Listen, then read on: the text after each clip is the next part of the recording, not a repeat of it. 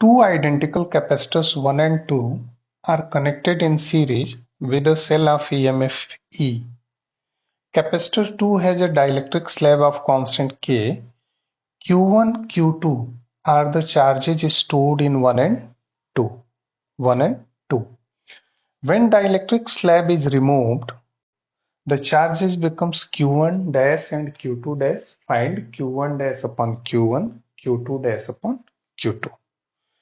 Capacitors are identical in plate separation end plate area, यानी उनका plate area same है, उनका प्लेट सेपरेशन सेम है, बस ये है कि एक में डाइलेक्ट्रिक स्लैब रखा है जिसका कांस्टेंट के है। तो इनका कैपेसिटेंस हम पहले लिख लेते हैं, C1 हो जाएगा epsilon not A by D और C2 हो जाएगा K times epsilon not A by D. यानी कि अगर हम C1 C2 को कंपेयर करें तो हम लिख सकते हैं C2 इक्वल टू KC1। ये जो Q1 और Q2 चार्ज आपको दिया गया है ना, ये आपको कंफ्यूज करने के लिए दिया है। सीरीज कॉम्बिनेशन में चार्जेस तो सेम ही होते हैं, Q1 और Q2 दोनों सेम ही होंगे। और वो निकलेगा कैसे? अगर हम नेट कैपेसिटेंस निकाल लें तो चार्ज निकल जाएगा Q इक्वल टू CV से।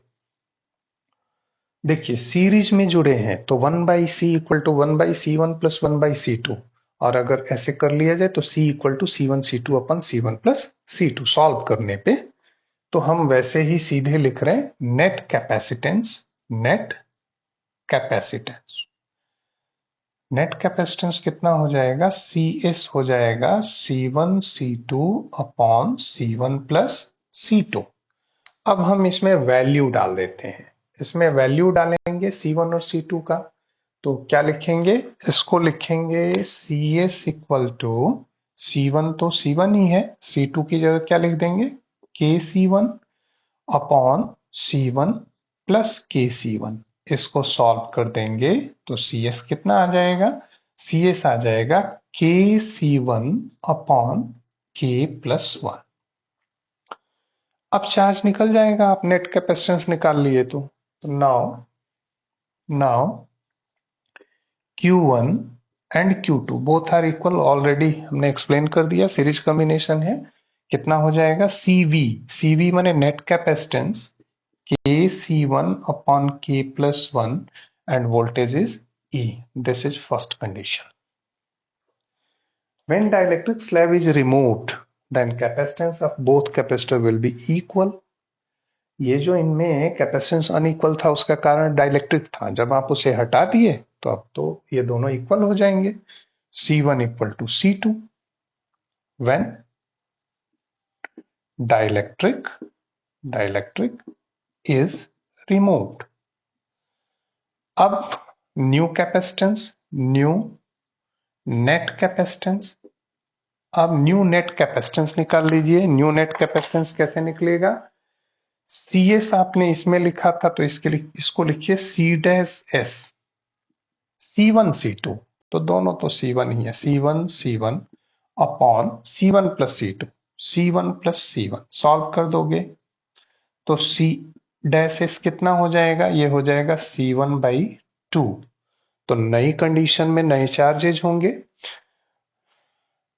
New charge on capacitors. Capacitors पे नया चार्ज क्या हो जाएगा? एक पे Q1 डैश इन्होंने बोला है और दूसरे पे Q2 डैश, एक्चुअली ये होंगे तो बराबर ही। ये कितना हो जाएगा? CV। तो कैपेसिटेंस नया वाला है C1/2, सेल के EMF में कोई चेंज तो आएगा नहीं, तो E। This is equation 2। हमें क्या निकालना है? हमें Q1 डैश अपन Q1 या Q2 डैश अपन Q2 निकालना है, तो इक्वेशन 2/1 कर देते हैं, 2/1। तो ये हो जाएगा Q1 dash upon Q1, Q2 dash upon Q2, Q2 dash upon Q2। ये है C1E/2 upon KC1E upon K plus 1। ये हो जाएगा C1e/2 और नीचे वाले को रेसिप्रोकल कर देते हैं, ये हो जाएगा k+1 upon k C1e। C1e cancel हो जाएगा तो हमारा आ जाएगा Q1 dash upon Q1, Q2 dash upon Q2 equal to, यहां क्या आ गया, ऊपर न्यूमरेटर में k+1 और डिनोमिनेटर में 2k, k+1/2k।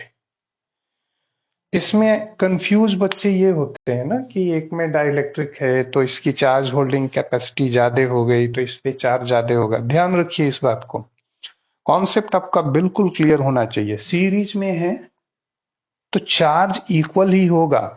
हाँ ये है कि ये अगर सेपरेटली इनको यूज किया जाए तो इसकी चार्ज होल्डिंग कैपेसिटी ज्यादा होगी, लेकिन जब ये लो चार्ज होल्डिंग कैपेसिटी वाले कैपेसिटर के साथ सीरीज में कनेक्टेड है तो निश्चित ही दोनों पे चार्ज इक्वल ही होंगे और आपका फाइनल आंसर आ गया k+1/2k।